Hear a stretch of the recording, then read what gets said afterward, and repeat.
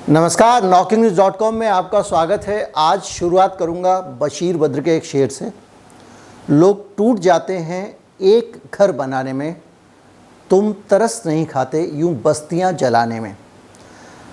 एक घर बनाना इंसान के लिए ज़िंदगी का बहुत बड़ा सपना होता है, एक बड़ी उपलब्धि होती है। कोई भी व्यक्ति अपने लिए घर अगर बना लेता है, अपना घर बना लेता है, तो समाज में उसकी प्रतिष्ठा बढ़ जाती है और वो पूरे जीवन एक अपना घर पाने के लिए संघर्ष करता रहता है। और दंगों की आग में हज़ारों घर जला दिए जाते हैं, उसमें आग लग जाती है और इस दंगों की आग पर रोटियां कौन सेकता है ये देखेंगे और इसको रोका कैसे जाए इस पर बात करेंगे। आज के वीडियो का मकसद यही है, कहीं मत जाइए, चैनल को सब्सक्राइब कर लीजिए। हाल के जो घटनाक्रम हुए उन पे बात करेंगे और इसके लिए क्या हो सकता है इस पे भी बात करेंगे। आपने इन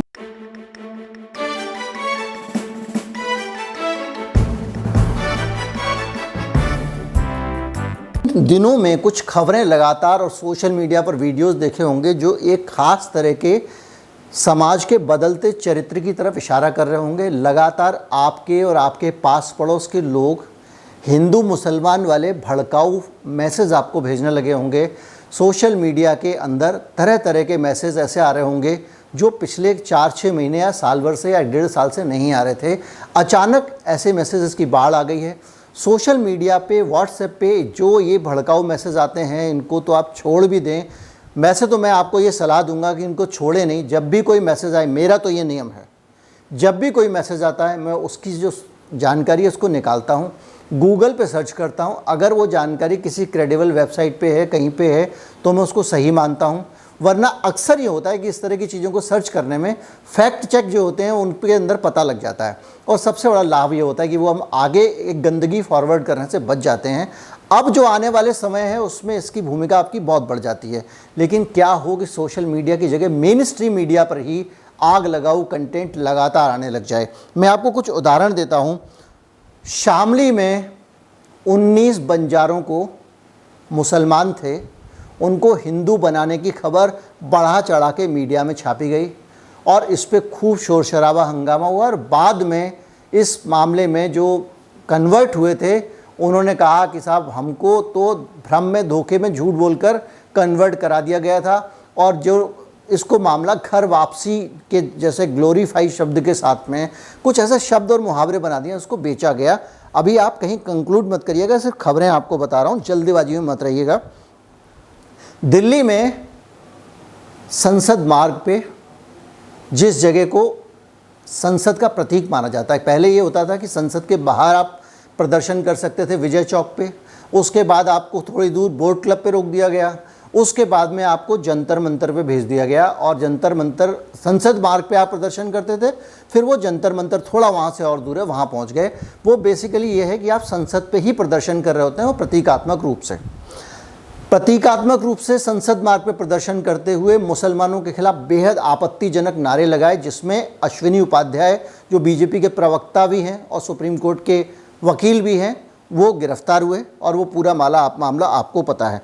तीसरा मामला अभी हाल में आया कानपुर का, जिसमें एक रिक्शे वाले को पकड़ लिया, उसको पीट के ले जा रहे हैं और उसको कह रहे हैं कि तुम जो है वो नारे लगाओ, सांप्रदायिक नारे लगाओ या तुम जय श्री राम का उद्घोष करो। उस मुसलमान को मार के कह रहे हैं। उसकी छोटी सी बच्ची रहम की भीख मांग रही है और जो है वो उसके माँ बाप को लोग छोड़ नहीं रहे हैं। इस मामले में 2 लोग बाद में गिरफ्तार हुए। आगरा के ताजमहल में एक आदमी कावड़ लेकर पहुंच गया, खूब बवाल किया हिंदूवादियों ने, और वो चाहते थे कि वहाँ पे शिव मंदिर है, उनका दावा है और उसके आधार पर वो कावड़ चढ़ाना वहाँ पे चाहते थे। इसके अलावा मेरठ में हिंदू युवा वाहिनी की एक कार्यकर्ता नहीं, पदाधिकारी थी। उसने एक मुस्लिम लड़की को बहुत सारे अच्छे संबंधों का हवाला देकर उससे दोस्ती की और एक दिन उस लड़की का आरोप है, उसने ये लिख के दिया है कि उस महिला ने अपने घर में 2 लड़कों के साथ में उसके साथ रेप कराया। लखनऊ में रजिस्ट्री के ज़रिए, रजिस्टर्ड पोस्ट से एक मंदिर को चिट्ठी भेजी जाती है और जिसमें कहा जाता है कि हम आरएसएस के कई नेताओं को मार देंगे और तुम्हारा और कई मंदिरों को उड़ा देंगे। ये समझ में आने वाली बात है कि उस मंदिर को ही चिट्ठी क्यों भेजी गई, वो क्या हिंदुस्तान के हिंदुओं का हेडक्वार्टर है? ये सारी चीज़ें जो हैं वो आपके सामने आ रही हैं। उत्तर प्रदेश के मामले हैं तो उत्तर प्रदेश से लगे हुए राज्यों के मामले हैं। अल्मोड़ा का एक मामला आ गया, वहाँ पे एक युवक को पकड़ के और लव जिहाद का मामला बना दिया गया। अब ये खबर जब आप सुन रहे होंगे तो आपके मन में आ रहा होगा कि आप तो ऐसी खबर बता रहे हैं, कोई बोल रहा होगा ये मुसलमानों ने भी तो ऐसा किया, वो तो बताइए। कोई बोल रहा होगा हिंदू ही करते हैं क्या, कोई बोल रहा होगा दोनों तरफ से होता है, एक करता है क्या। यही गलती आप करते हैं कि जितने भी मामले हैं ये मामले स्वयं स्फूर्त नहीं हैं, ये हिंदुओं ने नहीं किए हैं साहब, ये मामले हिंदुओं ने नहीं किए हैं, ये हिंदुओं के नाम पर किए गए हैं, हिंदुओं को भड़काने के लिए किए गए हैं। और सारे मामलों के पीछे एक सिंगल पॉलिटिकल फोर्स है और वो लगातार इस तरह की घटनाओं को बढ़ा रही है। जैसे जैसे घटना बढ़ती जाएंगी, उत्तर प्रदेश में जब चुनाव आएगा राज्य का, तब तक आप फना चुके होंगे और ज़बरदस्त हिंदू मुसलमान में डूब चुके होंगे। एक तरफ से ये खबरें आपको मेन स्ट्रीम पे मिल रही हैं, फिर इन खबरों को लेकर तरह तरह के मैसेजेस आएंगे, कोई और 100 तरह के झूठ आएंगे। मैंने बहुत सारे वीडियो बनाए हुए हैं, मैं चाहता हूँ इस देश में भ्रम ना रहे। मैंने बहुत सारे वीडियो बनाए हैं जब चैनल शुरू किया था कि लव जिहाद क्या है। ये बताया कि लव जिहाद एक सबसे बड़ा बकवास शब्द है जिसकी 10 बार जांच हो चुकी है, CBI से जांच हो चुकी है, सुप्रीम कोर्ट ऑर्डर कर चुका है, और सब करने के बाद पता चला ऐसी कोई चीज़ धरती पे होती ही नहीं है।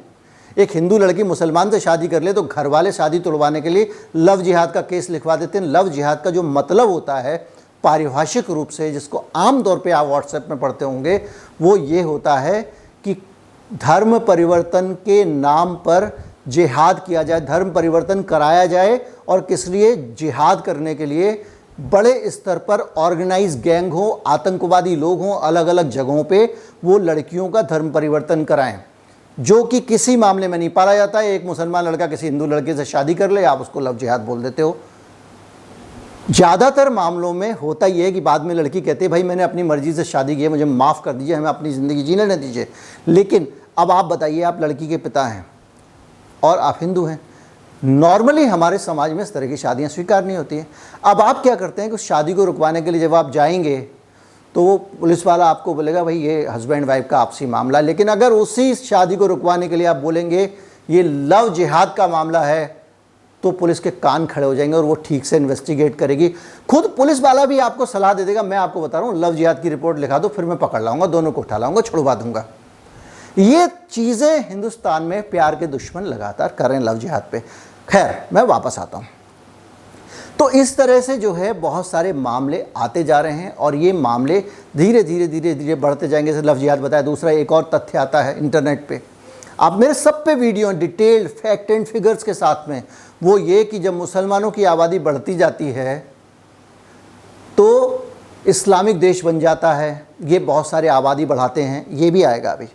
और पता चला कि आप जब जांच करते हैं तो दुनिया के 60% से ज़्यादा मुसलमान देश ऐसे हैं जिनके अंदर मुसलमान मेजॉरिटी में, लेकिन देश सेकुलर हैं। वहाँ कानून धर्म का नहीं चलता, कानून सिविलाइज कानून चलता है, सभी धर्मों को समान अवसर मिले हुए। मेरा वीडियो आप निकाल के देख लीजिएगा, मैंने सीनियर जर्नलिस्ट अखलाक उस्मानी का इंटरव्यू करके एक देश जिनमें 93% मुसलमान हैं, जिसमें 80% मुसलमान हैं, जिसमें 95% मुसलमान हैं, उन देशों में भी शरिया कानून नहीं आया है जैसा। लेकिन आपके व्हाट्सएप के अंदर आपको ऐसा लगता है कि भारत में भी आ जाएगा। इस पर भी बहुत सारी मैंने खबरें की हैं कि भारत में कभी भी वो स्थिति, ABP न्यूज़ ने बड़ा एनालिसिस छापा था, मैंने भी किया कि भारत में कभी ये स्थिति आएगी ही नहीं कि मुसलमान बहुमत में आ जाए। जो आबादी के बढ़ने का अनुपात है दोनों धर्मों की, और लगातार मुसलमानों की जो आबादी की बाढ़ थी वो भी गिर रही है, अब रेट गिर गया है। लेकिन जो आपके पास मैसेज आता है उसको मैसेज टाइप करने से मतलब, और उसको इससे मतलब है कि आपके दिल पे कैसे लगेगा। ये मैसेज आपको लगातार अलग अलग जगहों से भेजे जाएंगे और चुनाव आते तक आपके दिमागों के अंदर इतनी नफरत और जहर भर जाएगा कि आप कहेंगे ये तो होते वैसे हैं, वो तो होते वैसे हैं। और सेम, एकदम सेम टू सेम इसका उल्टा 20% आबादी जो है उसकी बस्तियों में भी होगा। उनको और आसानी से उल्लू बनाया जा सकेगा, क्योंकि आप तो पढ़े लिखे हैं, आप में से ज़्यादातर लोग गूगल करके फैक्ट चेक भी कर सकते हैं, भले ही नहीं करते हैं, लेकिन उनको तो कुछ समझ में ही नहीं आता सिवाय इसके कि जो कह दिया। वो हमेशा खतरे में दिखते हैं और खतरे में हम भी दिखाए जा रहे हैं। तो ये जो स्थिति है ये खतरनाक है। अब मामला ये है कि इसको लेकर क्या किया जाए। देखिए, सांप्रदायिक दंगों को लेकर हमारे देश में जितने भी कानून हैं, उस कानून में दंगा करने वाला पकड़ा जाता है, हमले करने वाला पकड़ाया जाता है। एक आदमी रिपोर्ट लिखाता है, जी मेरे घर पे ये 15 लोग आए थे, इन्होंने पत्थर फेंके, आग लगा दी। बाद में जांच होती है, उसमें से 10 सही निकलते हैं या नहीं निकलते हैं। दोनों समुदाय के लोग एक दूसरे पे जब हमला करते हैं तो यही होता है। इसको रोकने के लिए ये ज़रूरी है कि जो दंगा करवा रहे हैं, जो दंगे को भड़का रहे हैं, जो दंगा भड़काने वाले काम कर रहे हैं, जो इस तरह के मैसेज भेज रहे हैं, अफवाहें भेज रहे हैं, लाउड स्पीकर पे दंगाग्रस्त इलाकों में काटो मारो की आवाज़ें चला देते हैं ताकि हमारा समुदाय बिखर जाए, जो मस्जिदों में जाके सूअर का सिर फेंक देते हैं, जो मंदिरों में जाके गाय की लाश फेंक देते हैं ताकि दंगा भड़के।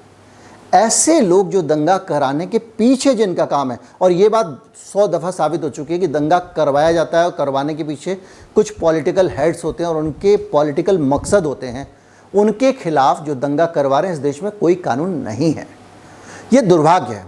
नतीजा क्या हो रहा है कि जो दंगा करवाने वाले लोग हमेशा दंगा करवा के मज़े में रहते हैं। घर जलता है तो आम आदमी का, जलाता है तो आम आदमी जेल जाता है तो आम आदमी, और उसी नेता के रहम पे रहता है, वो छुड़वा पाता है तो छुड़वा लेता है, वरना बच्चों की ज़िंदगी बर्बाद हो जाती है इस दंगेबाजी में। कितने बच्चों का जीवन सांप्रदायिक दंगों में बर्बाद हो गया, या तो उनका घर जल गया या वो दूसरों को जलाने में जेल चले गए। 2013 में एक कानून आया। उस कानून में ये व्यवस्था की गई थी सांप्रदायिक हिंसा के खिलाफ कि कोई भी सामुदायिक हिंसा होती है उसमें किसी एक समूह के खिलाफ अगर कोई ऑर्गेनाइज तरीके से हिंसा भड़काता है तो उसके खिलाफ भी मुकदमा होगा। ऐसे लोग जो सांप्रदायिकता फैलाते हैं उनके खिलाफ सख्त कार्रवाई होनी चाहिए। इस कानून का सबसे मुखर विरोध करने वाले पीएम इन वेटिंग उस समय के नरेंद्र मोदी जी थे और उनकी पार्टी थी। उनकी पार्टी ने बहुत सारे लॉजिक दिए और ये कहा कि समूह, आप मुसलमानों को समूह मान रहे हैं। जवाब में ये तर्काया साहब कि जहाँ पे मुसलमान बहुमत में हैं वहाँ पे हिंदू को भी तो इसी तरह से टारगेट किया जा सकता है और किया जाता होगा। तो आप ये कैसे कह सकते हैं कि ये कानून हिंदुओं के खिलाफ है, लेकिन आप अच्छी तरह से जानते हैं कि ये कानून किस पॉलिटिकल फोर्स के लिए बहुत ख़तरनाक कानून हो सकता था, इसलिए वो तिलमिला रही थी। अब जो हालात हैं उनमें समझ लीजिए कि उत्तर प्रदेश में चुनाव आने वाले हैं। आपके लिए जो संदेश है वो यही है, हिंदू मुसलमान कुछ नहीं होता। ये जो अंडरबंड संड खबरें आ रही हैं, ये सारी खबरें आपके दिमाग में कीड़ा घुसाने के लिए आ रही हैं। ये सब लोग आपको टारगेट कर रहे हैं, आपको भड़का रहे हैं, और आपके अंदर जो एक दूसरे के प्रति नफरत होगी उस नफरत को मोबिलाइज करके ये शॉर्टकट जो होता है ना पॉलिटिक्स का, उससे वोट हासिल करेंगे। इसलिए ये तरीका अपनाया जाता है कि आपको आज भी वोट देना नहीं आता है। आप देखते हो हमारी जात का आदमी खड़ा हुआ है, हम भी यादव जी, ये भी यादव जी, वोट दे दो। हम भी कुशवाहा जी, ये भी कुशवाहा जी, वोट दे दो। हम भी पंडित जी, ये भी पंडित जी, वोट दे दो। या फिर हम हिंदू, ये हिंदू है, इसको वोट देंगे। कई लोग फैला रहे हैं कि भाई मोदी जी चले जाएंगे उसके बाद तो इस देश में हिंदू बिल्कुल कोई बचाने वाला नहीं होगा, अब मुसलमान खार खा के बैठे होंगे। ये सब आता है व्हाट्सएप पे। अरे भैया, इससे पहले भी थे और सब मिलके रहते थे। पाकिस्तान में जरा से हिंदू हैं लेकिन वहाँ पे भी लोगों के बीच में मेल मिलाप है, मिल के लोग रहते हैं। ऐसा नहीं है कि सब लोग वैसे ही जहरीले दिमाग के हैं। हाँ, जहर बिकता है तो लोग बेचते हैं, वहाँ का बाज़ार हो या यहाँ का बाज़ार हो। अगर आप इस चैनल को सपोर्ट करना चाहते हैं तो UPI ID है हमारा नीचे, वहाँ पर जाके आप भुगतान कर सकते हैं। आप इस वीडियो को ज़्यादा से ज़्यादा लोगों तक पहुँचाकर जन जागृति ला सकते हैं। इस चैनल को अगर आपने सब्सक्राइब नहीं किया है तो कर लीजिए। 15 अगस्त को जो कवि सम्मेलन है उसमें जिन्होंने सब्सक्रिप्शन कर लिया वो लोग ही प्रीमियर देख पाएंगे। नमस्कार, जय हिंद। मजहब के दायरे में खुद को बांधते हो क्यों? मजहब के दायरे में खुद को बांधते हो क्यों? इंसान हो, इंसानियत जगाना चाहिए। और देवता भी जन्म जहाँ लेने को तरस जाएं, ऐसा सारे विश्व में हमारा हिंदुस्तान है। विजय है तुम्हारी विजय है तुम्हारी, विजय है तुम्हारी, विजय है, विजय है तुम्हारी, विजय है, विजय है तुम्हारी, विजय है, ये निष्ठा तुम्हारी अजय है, विजय है तुम्हारी, विजय है। करूं प्रणाम मैंने प्रवीण वीर धीर है, अनंत शक्ति से भरे प्रणम्य शूरवीर है, प्रणम्य शूरवीर है, प्रणम्य शूरवीर है। कि पुत्र बांधो पीठ से घोड़े पे सवार हुई, रणभेरी चंडी बन रानी ने बजाई थी, वाकर हीरोज पर वीरता से वार कर, वाकर हीरोज पर वीरता से वार कर, सूरमा फिरंगियों को धूल ही चटाई थी, ललित ललाम ललना की ललनाई थी, आन तात्या टोपे और नाना की निभाई थी, पलों में जिया जीराओ सिंधिया परास्त किया, फतेह कर ग्वालियर विजय श्री पाई थी। तलवार ऐसी महारानी ने फिराई थी, तलवार ऐसी महारानी ने फिराई थी, फौज में फिरंगियों के पट्टी जैसे काई थी, वीरता का वीरता से वीरता बखान करे, वीरता का वीरता से वीरता बखान करे, वीर गति सिंघनी ने वीरता से पाई थी, वीर गति सिंघनी ने वीरता से पाई थी, दमकती दामनी धरा पे जैसे आई थी, वीरों में वीरांगना कहाई लक्ष्मीबाई।